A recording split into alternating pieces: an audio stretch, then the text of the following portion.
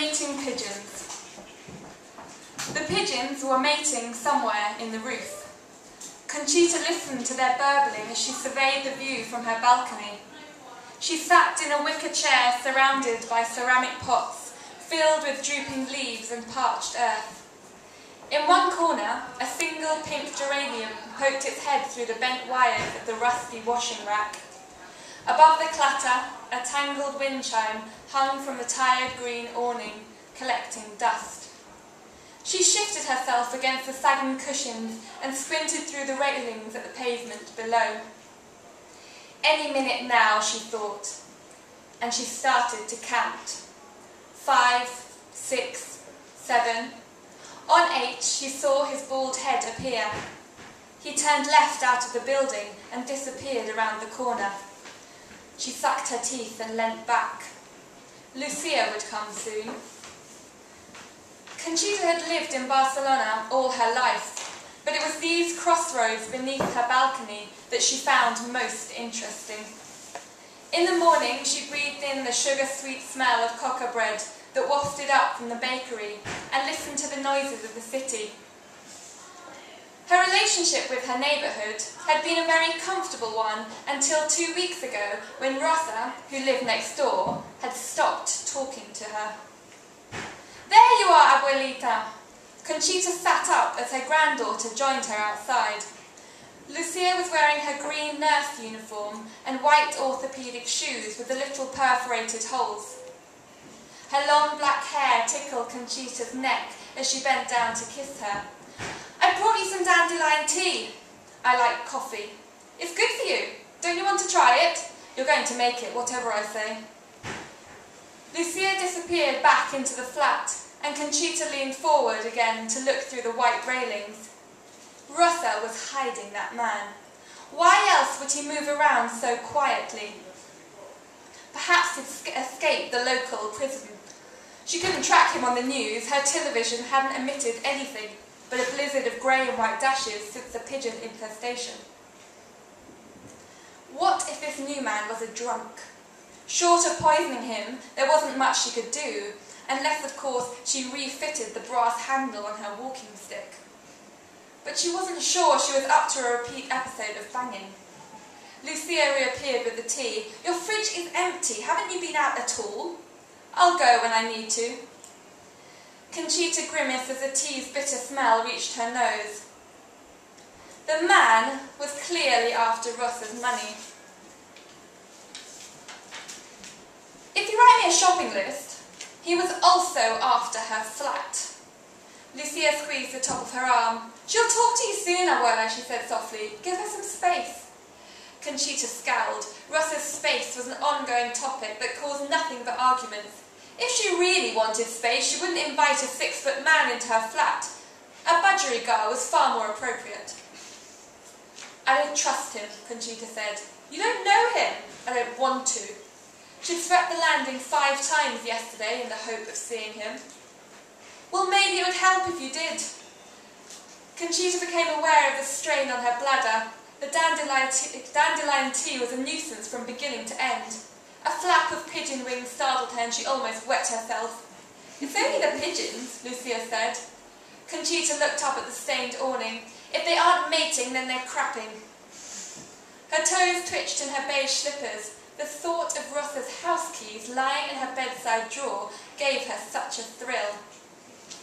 "I have to get back earlier today," Lucia said, and bent down to give her two kisses. "Don't do anything crazy." "Like what?" When she'd gone, Conchita hoisted herself up and headed for the bedroom to get what she needed. Once she was certain Lucia had left the building, she stepped out onto the landing and took 3 small steps to Rosa's door. It was number 63, but for how much longer Conchita couldn't be sure.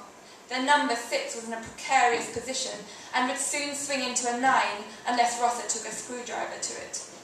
Conchita had highlighted the problems of a misleading number in a note under her door. Rosa hadn't replied. Perhaps the balding cretin wasn't letting her. Well, now she would reveal his crimes for all to see. The key turned into the lock and the door clicked open. Conchita walked into the dark passage. A raincoat hung from a brass hook, and there were a pair of well-worn tennis shoes shoved up against the wall. She padded swiftly along into the living room.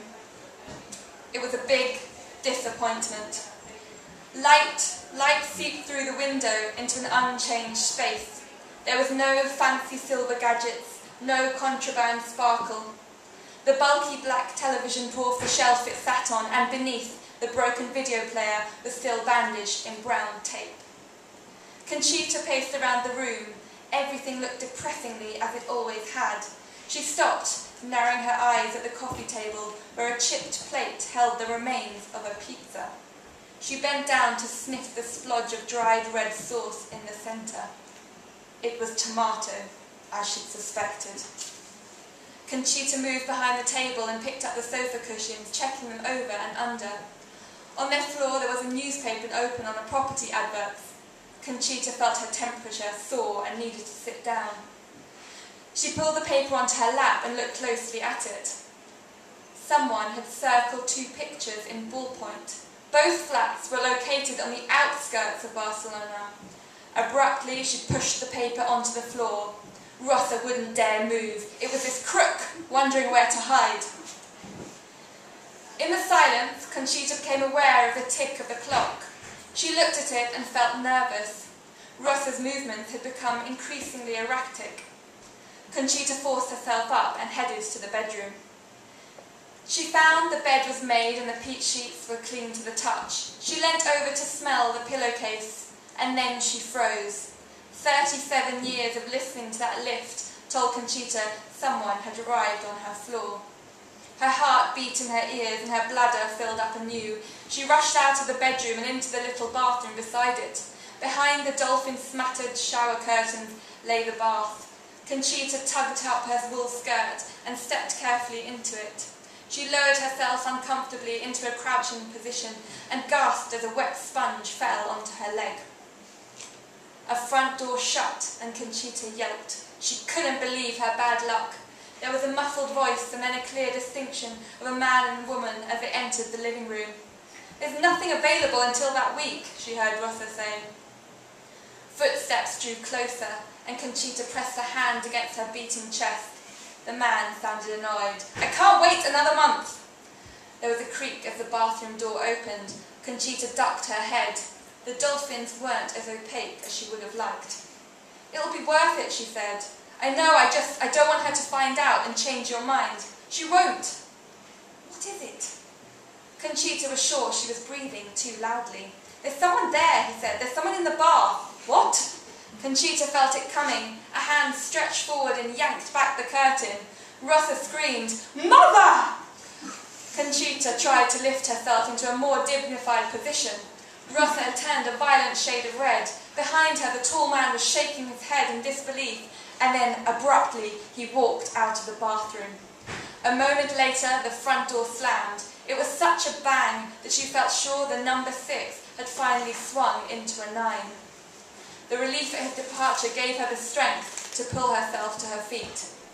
Rosa didn't make a move to help. "It's over," she said coldly. "About time." "I'm not talking about him," Rosa cried. "It's over between me and you. I'm your mother. It's never going to be over."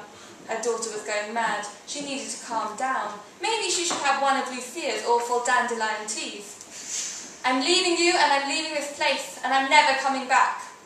Conchita gasped as her daughter grabbed her firmly by the arm and marched her back to her own flat.